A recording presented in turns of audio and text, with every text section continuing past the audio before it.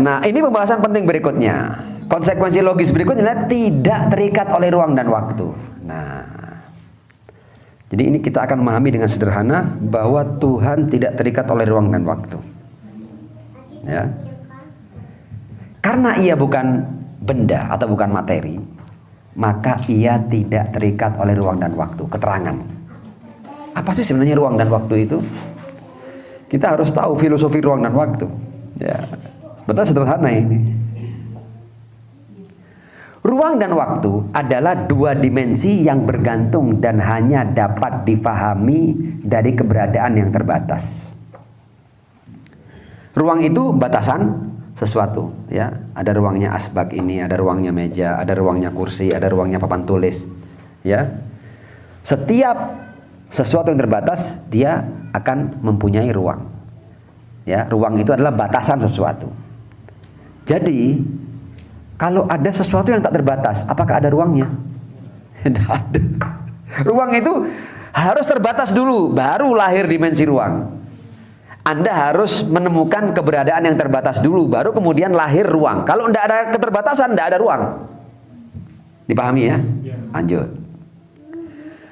Ruang adalah batasan setiap sesuatu. Dan waktu, nah sekarang waktu itu apa? Waktu adalah konsep, ya, atau mafhum yang lahir dari gerak, baik yang aktual maupun potensial. Jadi waktu itu lahir dari gerak, ya. Dan gerak sendiri itu hanya bisa diasumsikan untuk keberadaan-keberadaan yang terbatas. Jadi sebenarnya waktu itu lahir dari hal-hal yang terbatas. Hal yang terbatas ini kalau berpindah dari suatu tempat ke tempat yang lain, ini membutuhkan waktu.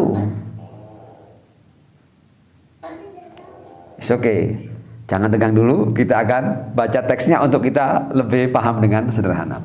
Ruang, ya, adalah batasan setiap sesuatu, dan waktu adalah konsep, ya, yang lahir dari gerak, baik yang aktual maupun potensial. Jadi sebenarnya kalau tidak ada keberadaan yang terbatas, maka tidak ada ruang. Dan kalau tidak ada keberadaan yang terbatas, maka tidak ada perpindahan, tidak ada gerak, ya. Gerak itu apa? Waktu itu gerak, kan? Sekarang Anda lihat, semua waktu itu gerak. Anda bicara apa? Detik. Gerak 60 second. Ya. Menit, gerak 60 detik. Hari, gerak berapa? 24 jam. Bulan, ini semuanya gerak. Kenapa kok ada gerak? Karena ada sesuatu yang terbatas. Kalau tidak ada sesuatu yang terbatas, tidak ada gerak. Kalau tidak ada gerak, tidak ada waktu. Jadi sebenarnya dimensi ruang dan waktu itu lahir dari keberadaan yang terbatas. Kalau tidak ada keterbatasan, maka tidak ada ruang dan tidak ada waktu. Karena waktu semuanya batasan. Dan batasan diukur dari gerak. Dipahami ini ya? Jadi sebenarnya ruang dan waktu itu adalah hal-hal milik keberadaan yang terbatas. Keberadaan yang terbatas. Anda tidak bisa bicara ruang dan waktu. Dia ada terbatas, dia mau gerak dari mana ke mana? Oh, bukan terbatas kok, tidak terbatas. Gerak tak terasumsikan bagi keberadaan yang terbatas. Ketika tidak ada gerak berarti tidak ada waktu. Paham ya? Oke. Kita baca ulang ini yang nomor 3 ini ya, karena ini sangat penting. Karena kita ini terlalu materialistik sehingga kita semuanya kita kaitkan dengan ruang dan waktu. Tidak terikat oleh ruang dan waktu. Karena ia bukan materi atau bukan benda, maka ia tidak terikat oleh ruang dan waktu. Keterangan, ruang dan waktu adalah dua dimensi yang bergantung dan hanya dapat dipahami dari keberadaan yang terbatas. Ruang adalah batasan setiap sesuatu, dan waktu adalah konsep, ya, atau mafhum yang lahir dari gerak, baik yang aktual maupun potensial. Maksudnya aktual potensial ini sesuatu itu kalau ketika sedang bergerak begini namanya gerak aktual. Kalau diam begini, dia punya gerak potensial. Karena meskipun dia tidak bergerak, tapi kan dia mungkin kan ke sini, mungkin ke sini, mungkin ke sini, ya. Jadi sesuatu yang tidak bergerak secara aktual, Ketika dia terbatas, dia bisa dihukumi bergerak secara potensial karena dia bisa berpindah dari satu ruang ke ruang yang lainnya. Gerak sendiri merupakan bukti akan keterbatasan. Saya mau bertanya,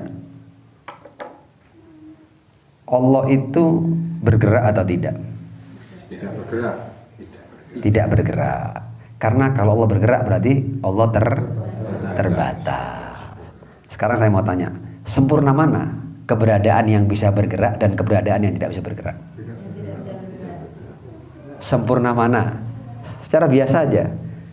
Ya, kita ini kalau bisa bergerak dengan kita yang tidak bisa bergerak, mana yang lebih sempurna? Jujur aja. Yang bisa bergerak dong. Ya kan? Ya kan? Begitu kan? Nah, masa kita makhluk bisa bergerak, Tuhan tidak bisa bergerak? Sempurna kita dong kalau gitu. Nah, kita lihat ini jawabannya. Ya. Gerak, ruang dan ruang adalah batasannya. Mana tadi itu? Oke, keterangan. Ruang dan waktu adalah dua dimensi yang bergantung dan hanya dapat difahami dari keberadaan yang terbatas. Ruang adalah batasan setiap sesuatu dan waktu adalah konsep atau mafhum yang lahir dari gerak baik yang aktual maupun potensial. Gerak sendiri merupakan bukti akan keterbatasan. Ya. Gerak kesempurnaan bagi wujud-wujud yang terbatas. Ya, kalau sama-sama terbatasnya, satu bisa bergerak, satu tidak bisa bergerak, ya sempurna yang bisa bergerak. Tapi wujud yang bisa bergerak ini tanda keterbatasan. Karenanya dia perlu pada gerak. Karena terbatas maka dia perlu pada gerak. Kalau Tuhan semuanya terjangkau padanya, dia tidak butuh gerak. Ya, jadi sekarang Anda mulai paham ya kenapa kok ada kun fayakun ya? Karena dia tidak butuh waktu.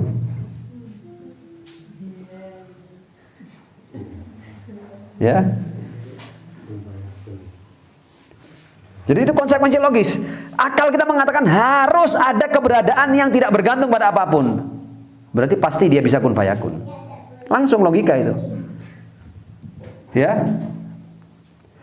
Gerak sendiri merupakan bukti akan keterbatasan. Karenanya asumsi gerak tidak dapat diterapkan pada sesuatu yang tak terbatas. Bahkan dia tidak butuh pada gerak. Selain tidak bisa diasumsikan, dia tidak butuh pada gerak. Semua terjangkau padanya. Oke? Nah. Sekali lagi, gerak itu kesempurnaan untuk wujud yang terbatas. Tapi untuk wujud yang terbatas, gerak selain tak terasumsikan, tidak bisa dibayangkan, tidak terbatas kok. Tidak bisa diasumsikan gerak dan tidak dibutuhkan. Karena dia terbatas, semua terjangkau olehnya. 4. Ya, dipahami ini ya. Kalau dipahami, sallu ala Muhammad wa ali Muhammad.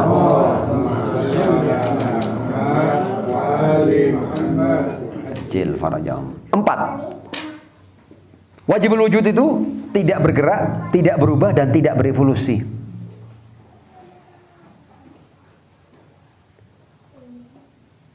Jadi tidak menyempurna. Mana yang lebih mulia? Sesuatu yang bisa menyempurna dengan sesuatu yang tidak bisa menyempurna. Pertanyaan ini perlu dijawab ini. Mana yang lebih sempurna? Sesuatu yang bisa menyempurna dan sesuatu yang tidak bisa menyempurna. Untuk yang terbatas saja dan terbatas. Ya, saya ingin jawaban itu. Untuk hal yang terbatas, menyempurna, kemuliaan. Tapi sesuatu yang tak terbatas, dia sudah mutlak kesempurnaan. Tidak ada yang tidak teraih. Semua kesempurnaan ada padanya, sehingga tidak bisa berevolusi, tidak ada takamul bagi Allah. Allah tidak menyempurna. Karena dia sudah mutlak kesempurnaan. Itu nanti kita lihat ya. Nah, 4. Wajibul wujud tidak bergerak, tidak berubah dan tidak berevolusi. Karena ia tidak bergantung pada apapun, maka ia pasti tak terbatas. Dan jika tak terbatas, maka ia tidak terikat oleh ruang dan waktu. Sedangkan tidak ada gerak, perubahan dan evolusi yang tidak melibatkan waktu. Jadi kalau ada Allah menyempurna, berarti melibatkan waktu. Ada masa-masa sebelum dia sempurna, ada masa-masa setelah dia sempurna. Perlu diketahui, ini penting ini ya. Cukup saya baca saja tapi renungkan. Bahwa penafian gerak dan perubahan bagi zat Allah bukan serta-merta membuktikan bahwa zat Allah itu diam. Ya. Saya kasih contoh ini maunya. Asbab ini Dia punya potensi berbicara atau tidak? Tidak. Tidak ya. Makanya kita tidak sebut dia bisu. Karena memang dia tidak bisa bicara. Dia tidak punya potensi bicara. Kita tidak sebut dia bisu. Kalau ada manusia yang punya potensi berbicara dan dia tidak bisa berbicara, dia kita katakan bisu. Diam itu sifat untuk sesuatu yang bisa bergerak tapi dia tidak bergerak. Saya ketika bisa bergerak, ketika saya tidak bergerak maka saya disebut diam. Karena saya berpotensi untuk bergerak. Karena saya terbatas dan saya punya potensi untuk gerak, maka kalau saya tidak bergerak maka saya disebut dengan diam. Nah, sesuatu yang tak terbatas, ya, gerak dan diam tidak terasumsikan baginya. Oke, tidak bergeraknya sesuatu yang terbatas, ya, tidak bergeraknya sesuatu yang terbatas memang dapat membuktikan bahwa ia diam. Namun, tidak bergerak dan tidak berubahnya sesuatu yang tak terbatas berarti ketetapan wujudnya, sabatul wujud atau tidak berubah yang mengisyaratkan kesempurnaan mutlak.